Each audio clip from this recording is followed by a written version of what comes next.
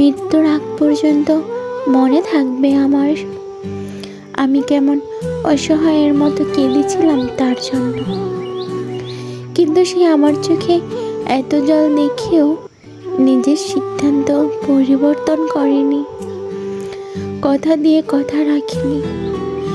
শতবার ভালোবাসি বলেছি, অনেক বুঝিয়েছি, আমি ব্যর্থ। তার বুকে একটু ভালোবাসা জন্ম দিতে পারিনি। শেষের আঘাতটা আমাকে বুঝতে শিখিয়েছে, মানুষকে পৃথিবী সমান ভালোবাসলেও মানুষ আপন হয় না। এটা কাহিনী হলো সত্যি কথা, আমার জীবনের সত্যি একটা ঘটনা। সত্যি আমি তোমাকে অনেক বেশি ভালোবেসেছিলাম।